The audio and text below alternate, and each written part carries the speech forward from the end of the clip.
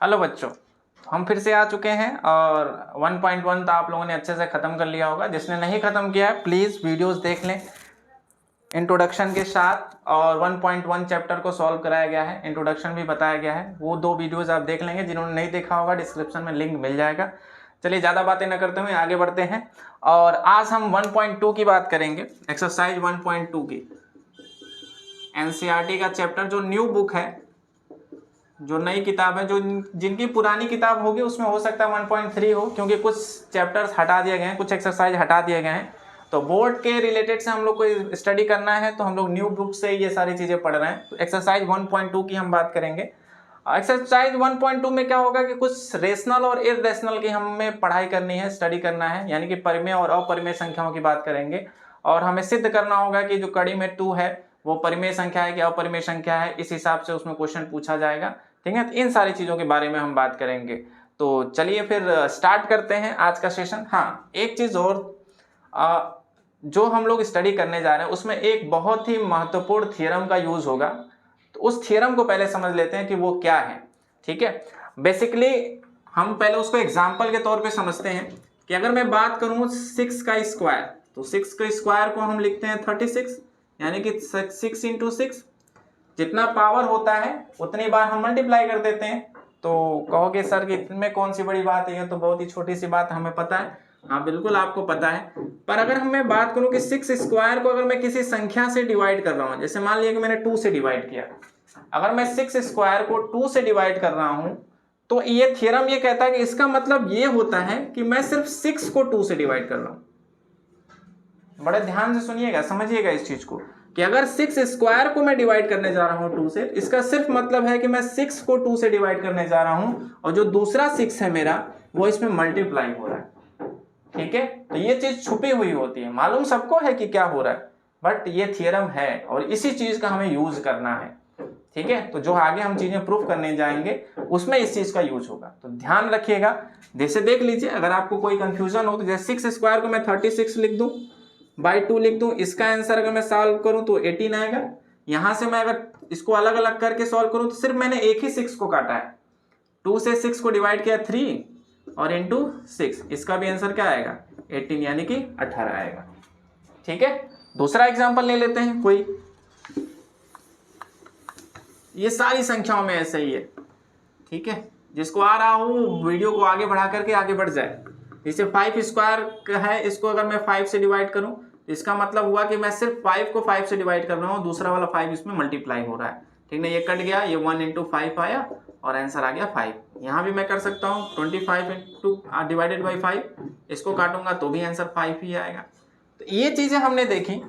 इसका मतलब ये हुआ कि अगर मैं किसी का स्क्वायर को ही क्या, अगर मैं किसी का क्यूब हो, किसी का 4 घात हो, 5 घात हो, 6 पावर हो, कितना भी क्यों ना हो, अगर मैं एक नंबर से डिवाइड कर रहा हूं तो सिर्फ मैं उसके एक नंबर को वहां पे टारगेट कर रहा होता हूं। अगर वो कट जाता है तो दोबारा दूसरे नंबर को हम टारगेट करते हैं, ऐसे करते हैं, ठीक ना। एक ही बार में पूरे नंबर्स को टारगेट नहीं किया जाता, ठीक है।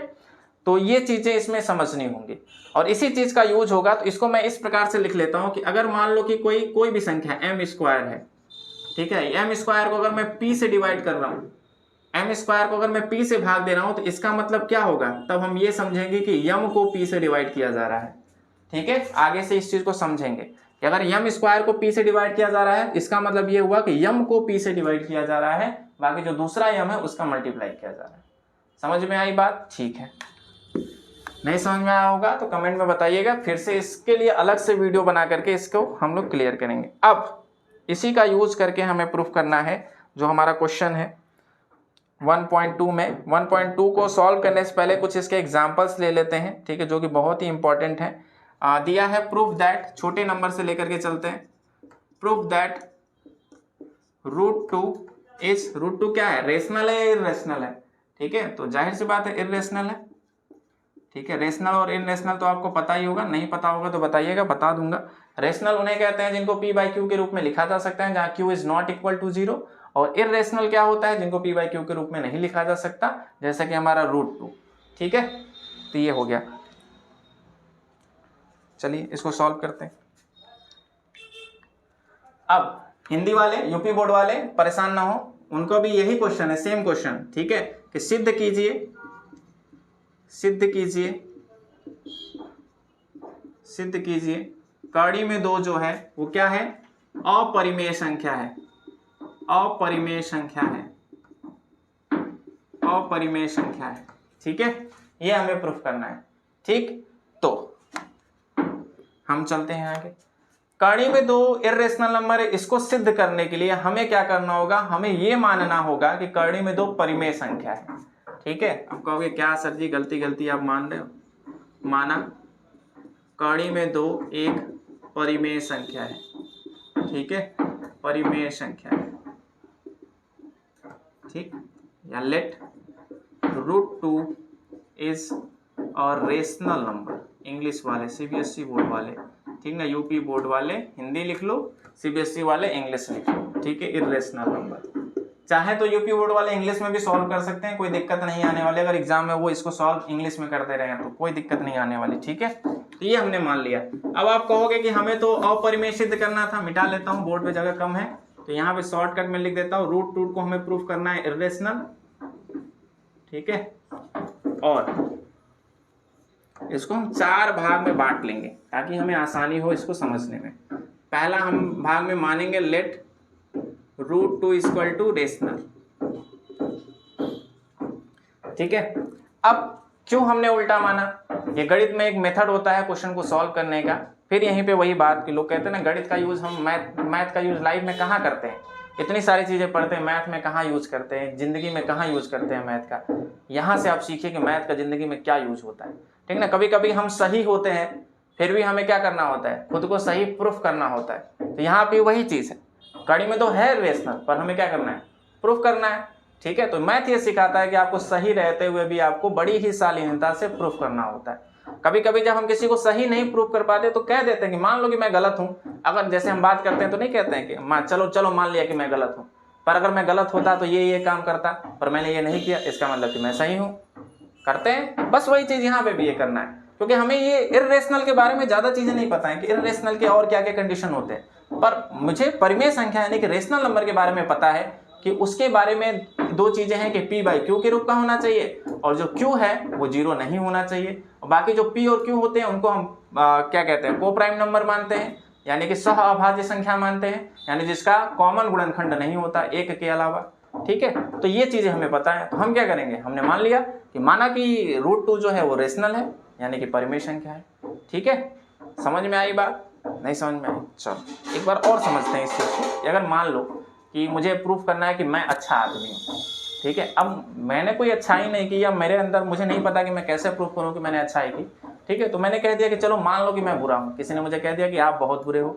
ठीक है, प्रूफ करो कि तुम अच्छे हो, मैं अच्छा हूँ, तो अगर मुझे प्रूफ करना है कि मैं अच्छा हूँ तो मैंने क्या किया, मान लो कि अगर मैं बुरा हूँ, लेकिन अगर मैं बुरा होता तो मैं सिगरेट पीता, मैं दारू पीता, मैं गलत काम करता, मैं पढ़ाई नहीं करता, मैं बदमाशी करता, लेकिन मैं ये काम सब नहीं कर रहा हूँ, इसका मतलब क्या हुआ कि मैं बुरा नहीं हूँ। अब बुरा नहीं हूँ तो यानी कि मैं अच्छा हूँ।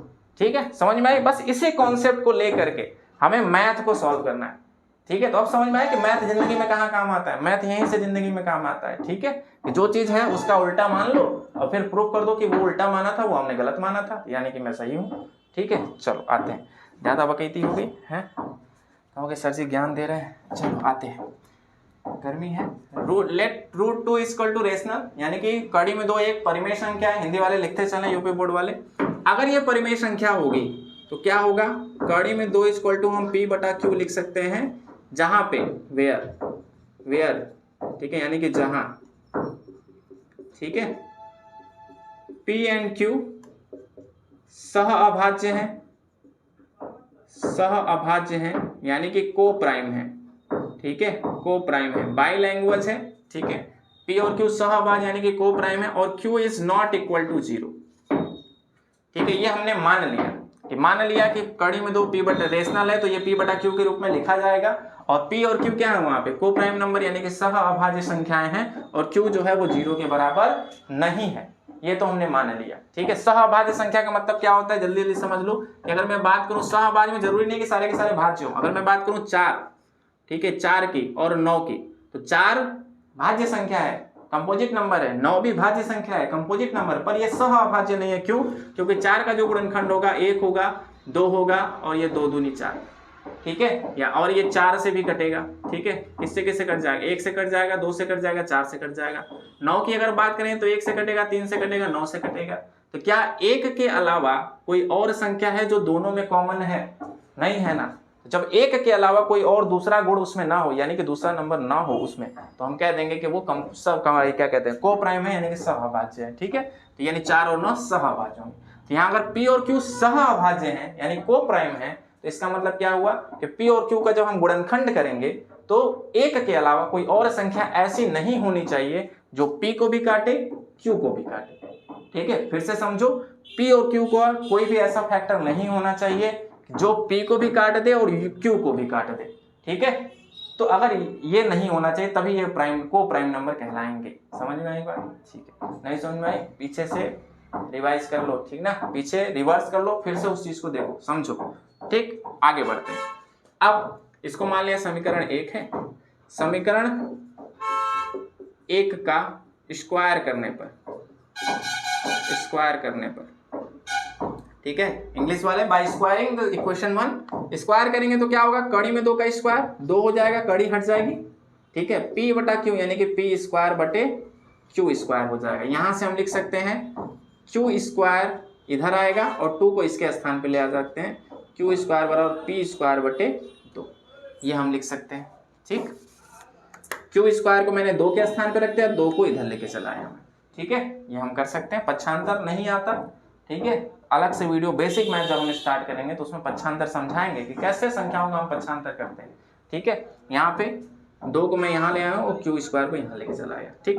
अब देखो ये चीज हमारी मिल गई, मजेदार चीज, P स्क्वायर बटे 2। मैंने कहा था कि अगर M स्क्वायर बटे P होगा तो इसका मतलब M को P से डिवाइड किया जा रहा है, ठीक है, यानी इसका मतलब है P स्क्वायर बटे 2 आया ना, इसका मतलब क्या है कि P को 2 से डिवाइड किया जा रहा है, ठीक। इट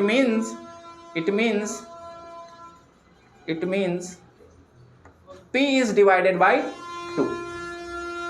अगर P स्क्वायर बटे 2 है इसका मतलब P को 2 से डिवाइड किया जा रहा है। समझ में आई बात? यानी P को 2 से डिवाइड किया जा रहा है।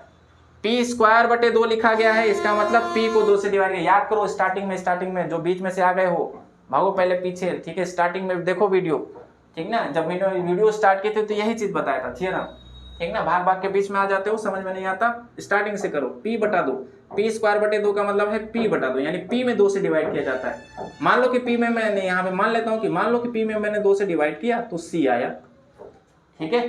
P को मैंने 2 से डिवाइड किया तो C आ गया, ये मैंने मान लिया, ठीक है। समझ में आई बात? यहाँ तक देख लो, कोई दिक्कत है तो बता दो, नहीं है चलो आगे बढ़ते हैं, ठीक है। यानी कि यहाँ पे आ गया कि P को 2 डिवाइड कर रहा है और C आ रहा है, ठीक। चलो यहाँ से हम P का मान निकाल लेते हैं, P बराबर 2C लिख सकते हैं, 2 का इसमें मल्टीप्लाई करके क्रॉस मल्टीप्लाई, ये C बटा 1 है ना, 1 का इसमें और 2 का इसमें, 2C हो गया। P का ये जो मान है 2C वो इसमें रख देते हैं, ठीक है, यहाँ रख देते हैं, ठीक है। P का मान यहाँ रख देते हैं, समीकरण 2 मान लो, ठीक है, यहाँ लिख देते हैं। तीसरा भाग, ये ऐसे पार्ट करके जब याद करोगे ना तो याद हो जाएगा, सॉल्व करना ऐसे पार्ट करके, ये पहला, ये दूसरा, तीसरे पार्ट में जाते हैं तो ये P बराबर 2C को समीकरण या, ठीक है, 2 में रखने पर, ठीक है, CBSE बोर्ड वाले, by putting the value of P in equation 2, by putting the value of P, by putting the value of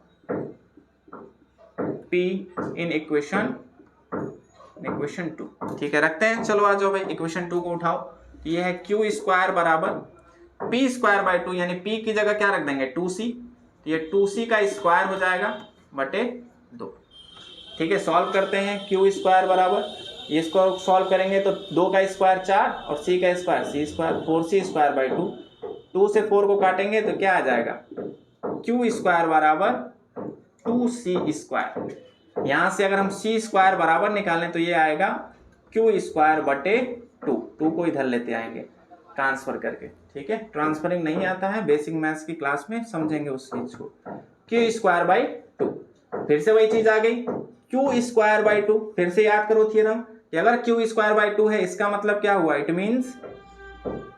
means Q by 2, बहुत लोग कह रहे हैं मुझे छोटा लिख रहे हैं, दिखाई नहीं दे रहा, सुनाई तो दे रहा है ना, सुन के समझो। It means Q divided by 2। यहाँ पे क्या चीज आया, P डिवाइडेड बाई 2, और यहाँ पे क्या आया, Q डिवाइडेड बाई 2। ठीक है, यहां तक कोई दिक्कत नहीं, आगे बढ़ते हैं। P डिवाइडेड बाई 2, Q भी डिवाइडेड बाई 2, यानी ये संख्या जो 2 है, संख्या जो 2 है ये P को भी डिवाइड कर रहा है और Q को भी डिवाइड कर रहा है। P को भी डिवाइड कर रहा है, Q को भी डिवाइड कर रहा है। इसका मतलब क्या हुआ कि P और Q का एक कॉमन फैक्टर हमें दिखाई दे रहा है। ठीक है, अब चौथे पार्ट में इस चीज को लिखेंगे। ठीक है, वी सी दैट, हम देख रहे हैं कि, ठीक है, वी सी दैट, हम देखते हैं कि, ठीक है, we see that 2 is a common factor of P and Q। यानी हमने ये चीज देखा कि जो 2 है वो P और Q का कॉमन फैक्टर है। पहले हमने क्या माना था कि P एंड Q क्या है, को प्राइम है, सहअभाज्य है। इसका मतलब क्या हुआ कि हमारा माना हुआ गलत है। विच, यहां लिख देंगे विच कंट्राडिक्ट्स आवर अजम्पशन, यानी जो कि हमारे माने गए तथ्य का विरोध करता है। यूपी बोर्ड वाले लिख लो, जो कि हमारे माने गए तथ्य का विरोध करता है। हम देखते हैं कि 2 एक कॉमन फैक्टर के रूप में निकल के आया P और Q का, जो कि हमारे माने गए तथ्य का विरोध कर रहा है। कि हमने तो माना था कि ये को प्राइम है, पर आया गलत। ये क्यों हुआ? ठीक है, तो यहाँ पे उसका रीजन लिखेंगे। अब इसके बाद तुम्हें याद ही रखना है या समझ लेना है, तो अपने मन से लिख सकते हो कि ये कंट्राडिक्शन गलत क्यों हुआ। विच कंट्राडिक्ट्स आवर अजम्पशन, ये अजम्पशन हमारा विरोध क्यों हो रहा है, क्योंकि हमने, इसका मतलब है कि गलत माना ही हुआ है। जब हम गलत मान के चलेंगे तो हमारी दी गई दलीलों को क्या होगा, खारिज हो जाएंगे। जो हमारा दिया गया अजम्पशन होगा वो क्या होगा, कंट्राडिक्ट्स हो जाएगा। ठीक है, तो यहाँ लिखेंगे दिस अजम्पशन, ठीक है, कंट्राडिक्ट्स, ठीक है, नीचे दिखाई नहीं देगा, दिस अजम्पशन कंट्राडिक्ट्स। ठीक है, इसके नीचे लिख लेना बिकॉज क्या हमने क्या किया है, गलत तथ्य माना है। Because we assume the wrong fact that √2 is rational. इसका मतलब क्या हुआ कि अगर हमारा माना गया गलत है, तो इसका मतलब √2 क्या है, इर्रेशनल। तो इसके बाद बस वही लिखना है, this assumption contradicts because we assume the wrong fact √2 is rational. It means √2 is irrational. Proof हो गया। ठीक है, छाप लो इसको, देख लो, छाप लो। हो गया।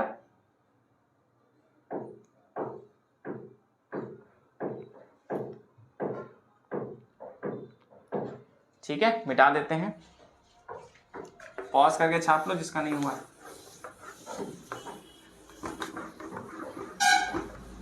अब एक्सरसाइज पे आओ। एक्सरसाइज में सेम टाइप के क्वेश्चन दिए गए हैं, ठीक ना। √2 की जगह √5 को दे दिया गया, ठीक ना। बस जहां जहां √2 था वहां √5 क्या करेंगे, हम लगा लेंगे, ठीक ना। तो एक्सरसाइज सॉल्व कर लोगे तुम लोग, ठीक है। 1 मिनट गिर जा रहा है।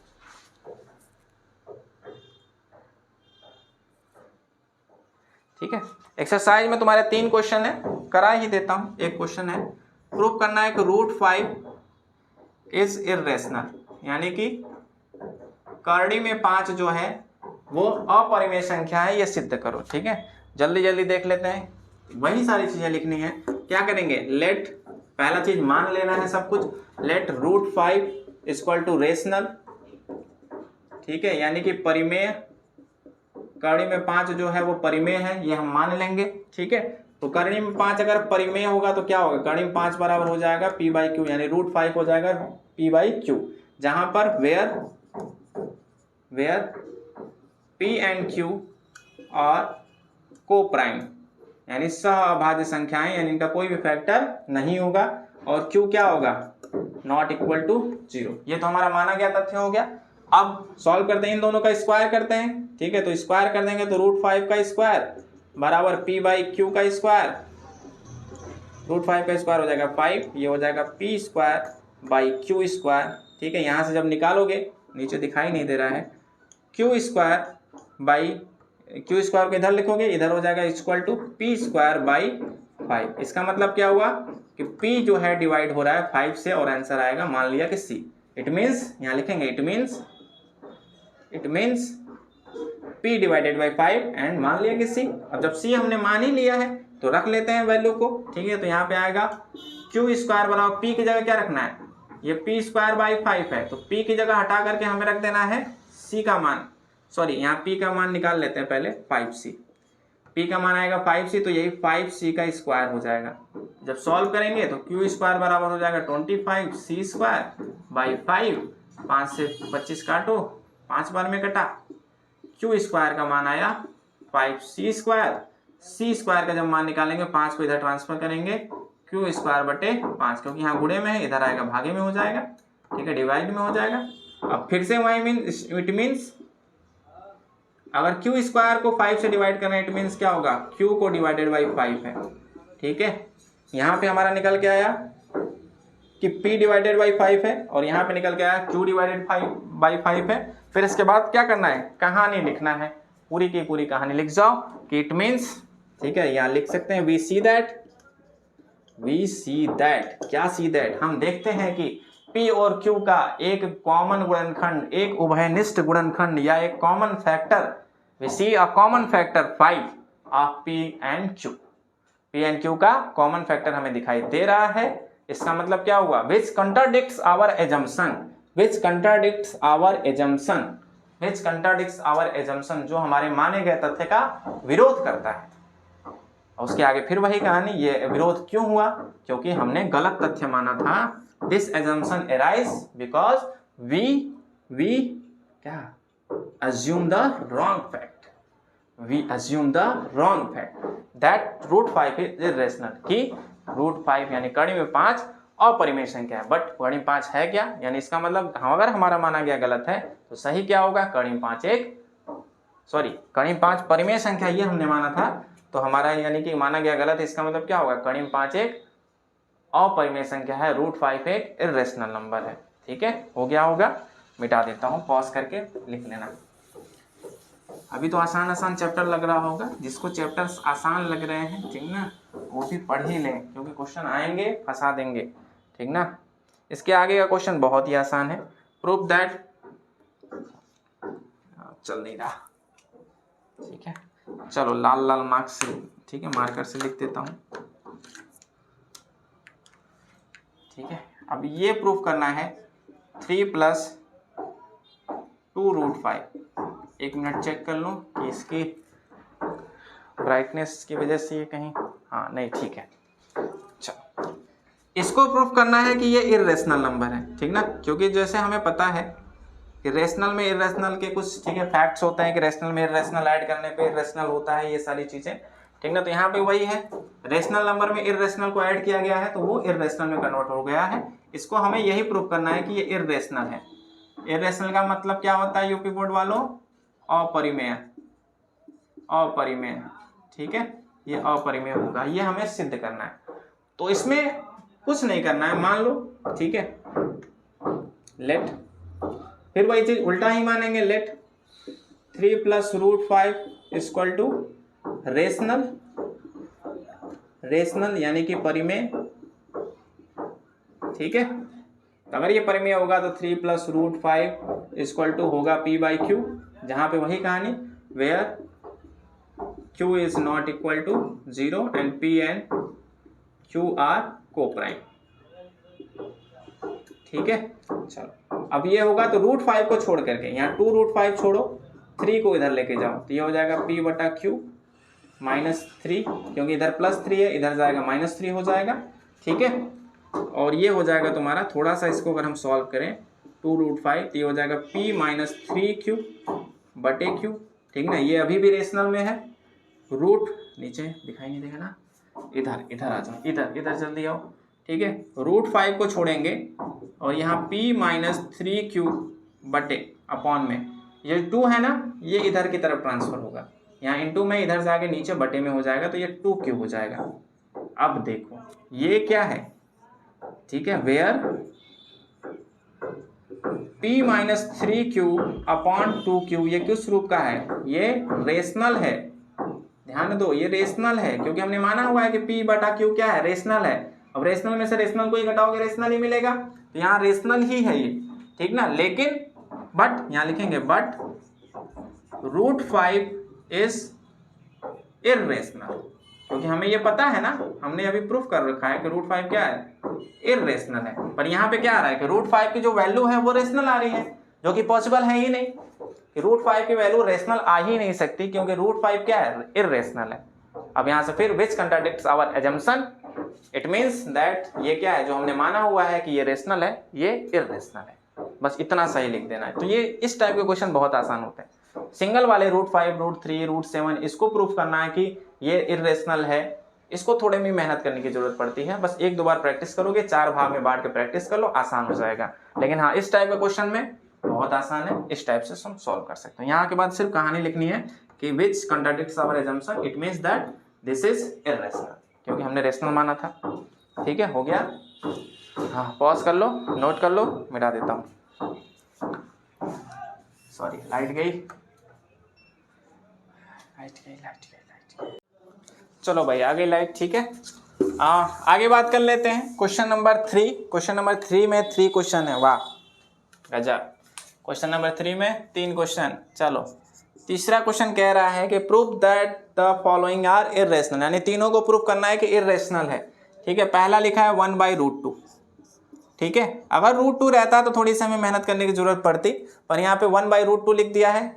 उसको चेंज कर लेते हैं, क्या दिक्कत है? ठीक है, मान लेते हैं। हमें पता है कि √2 क्या है? इर्रेशनल है। इस चीज को हम मान के चलेंगे कि √2 इर्रेशनल है, पर हमें ये प्रूव करना है कि 1/√2 क्या है? ये इर्रेशनल है, हमें ये चीज प्रूव करनी है। तो हम मान लेते हैं, लेट क्या करेंगे?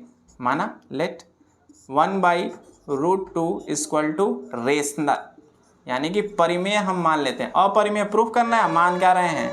परिमेय। ठीक है, चलो उल्टा मानेंगे, सीधा प्रूफ करेंगे हैं। 1/√2 इक्वल टू रेशनल, अगर ये रेशनल होता तो 1/√2 इक्वल टू आता p/q।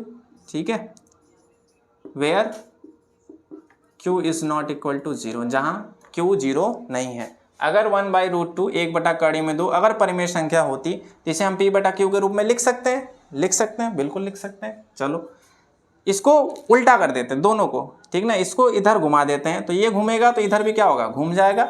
यानी कि √2 अगर ऊपर जाएगा, नीचे 1 आएगा, तो यहाँ पे q ऊपर जाएगा और p नीचे आ जाएगा। दोनों को बस उल्टा पटक दिया है। ठीक है, ये सर था, ये पैर था, मैंने पैर उठाया और ऐसे लटका दिया। ठीक है, ये ऐसे था, मैंने इसको बस ऐसे कर दिया।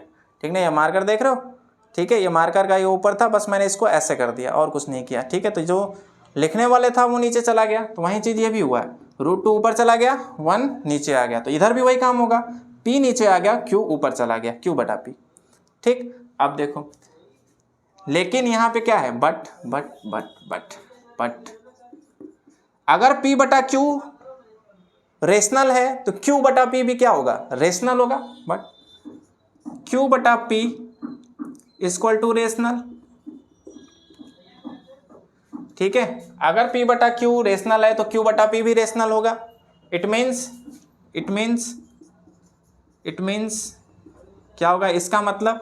इसका मतलब कड़ी में 2 अगर q/p है, ठीक है, और q/p अगर रेशनल है, इट मीन्स कड़ी में 2 क्या है? रेशनल है, यानी कि परिमेय है। कड़ी में 2 परिमेय है, पर क्या यह पॉसिबल है? नहीं है।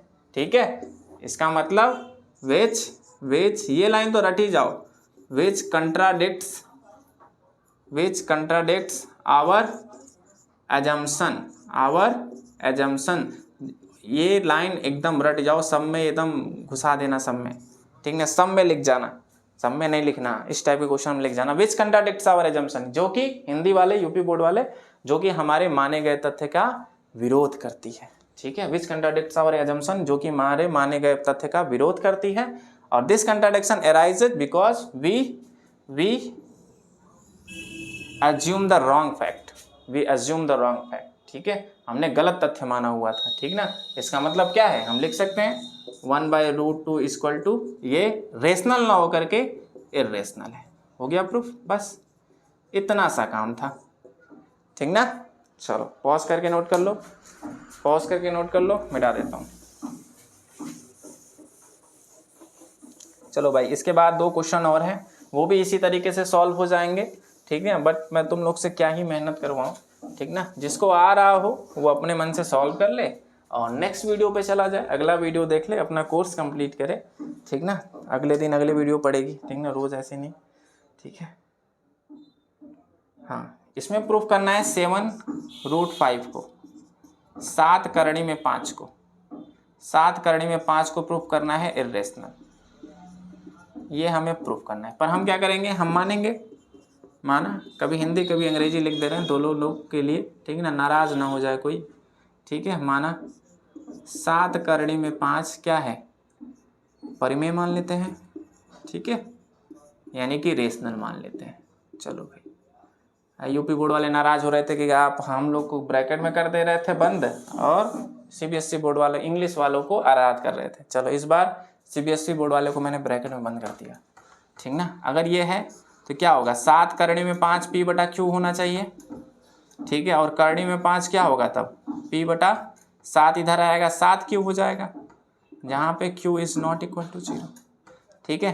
अब करणी में 5 बराबर अगर पी बटा 7 क्यू है, यहाँ पे क्या है, यहाँ पी बटा 7 क्यू इक्वल टू क्या है, ये परिमेय है, क्या है, परिमेय है, यानी कि रेशनल है, रेशनल है, ठीक है। पी बटा 7 Q equal to rational, but √5 equal to irrational, ठीक है। यहाँ पे √5 की वैल्यू इतनी आ रही है जो कि परिमेय है, लेकिन √5 क्या है, वो इर्रेशनल है। फिर वही line, which contradicts our assumption, because we assume the wrong fact, it means 7√5 is irrational, not a rational। समझ में आई बात, ठीक है। पॉज करके नोट कर लो, ठीक ना, लिखने का काम लिख लो तुम लोग, ठीक ना। बहुत ही आसान चैप्टर है और बहुत ही ज़रूरी भी है ना। चलो लास्ट क्वेश्चन इस एक्सरसाइज का और इस चैप्टर का लास्ट क्वेश्चन एनसीईआरटी के हिसाब से ये रहा तुम्हारा 6 + √2 के बारे में, ठीक ना। 6 + √2, ठीक ना। इसको प्रूफ करना है कि ये इर्रेशनल है। सेम तरीका, जैसे लगा रहे थे वैसे ही लगाओगे, कोई दिक्कत नहीं। क्या करोगे, लेट 6 + √2 इक्वल टू रेशनल, ठीक है, यानी कि क्या करना है, इसको मानना है परिमेय। क्या मानना है, परिमेय, प्रमेय, परिमेय नहीं, परिमेय, ठीक है। अगर ये होगा तो क्या होगा, 6 + √2 equal to P by Q, और √2 की वैल्यू क्या होगी तब, p बटा क्यू -6। परिमेय में से परिमेय घटाने पे क्या आता है, परिमेय आता है, ठीक ना। लिखना चाहो तो लिख सकते हो 6q, 6 का इसमें मल्टीप्लाई करके नीचे q, ये √2 की वैल्यू आ गई, ठीक है। वेयर, जहाँ p - 6q बटे q इक्वल टू रेशनल, ये रेशनल है, बट लेकिन रुको, कड़ी में तो क्या है, ये इर्रेशनल है। दोनों क्या कर रहे हैं, एक दूसरे का विरोध कर रहे हैं। एक आ रहा है कि इधर वाला परिमेय, इधर वाला कह रहा है नहीं हम अपरिमेय हैं, ये कह रहा है नहीं भाई तुम परिमेय हो। इसका मतलब क्या है, गलत आ रहा है हमारा माना हुआ। फिर वही line, which contradicts our assumption, we assume the wrong fact, it means that 6 + √2 equal to irrational, यानी कि हमारा दिया गया जो तथ्य, हमारा माना गया तथ्य वो गलत है। इसका मतलब कि जो हमारा 6 + √2 है वो अपरिमेय संख्या है, न कि परिमेय संख्या है। इस प्रकार से आज का भी ये सेशन समाप्त होता है और इस प्रकार से एनसीईआरटी का चैप्टर नंबर 1 एंड होता है। इसके बाद हम लोग इसके एमसीक्यूज की बात करेंगे एक वीडियो में, ठीक है। उसमें जो भी छोटे छोटे डाउट्स हैं, छोटे छोटे टॉपिक है, एक वीडियो में पूरा का पूरा हम लोग एक्सप्लेन करेंगे, मैं एक्सप्लेन करूंगा। नेक्स्ट वीडियो जरूर से देखना। इस चैप्टर से जो भी एमसीक्यू टाइप क्वेश्चन बनने वाले हैं वो सारा का सारा मैं बताऊंगा, ठीक है। लगभग 40 से 50 क्वेश्चन कराऊंगा जो कि एमसीक्यू आएंगे, क्योंकि इस बार बोर्ड्स में जो क्वेश्चन एमसीक्यू के होने वाले हैं वो ज़्यादा होने वाले हैं और वो बहुत ही फायदा करेंगे, तो उसको जरूर से देखना। और फिर इसके बाद हम लोग आर.एस. अग्रवाल भी करेंगे, ठीक ना। आर.एस. अग्रवाल के एक एक चैप्टर करते रहेंगे और एनसीईआरटी में आगे धीरे धीरे पढ़ते रहेंगे, ठीक ना। तो नोट कर लो और क्लास में बने रहो, ठीक ना। रेगुलर क्लास करते रहो और अपने दोस्तों को भी कराओ, ठीक ना। अपने फायदा उठाओ, अपने दोस्तों तक भेजो इस वीडियो को, ठीक ना। जो मैथ्स में एकदम कमजोर हैं, जिन्होंने बिल्कुल ना आता उन्हें तो जरूर से भेज दो, ठीक ना। उनका भी फायदा हो जाए, उनका फायदा होगा, तुम्हें भी पुण्य मिलेगा, है कि नहीं, ठीक ना। तो इसी के साथ आज का सेशन यही एंड करते हैं। आपका नादान सर, ठीक है, चलता है, बाय बाय।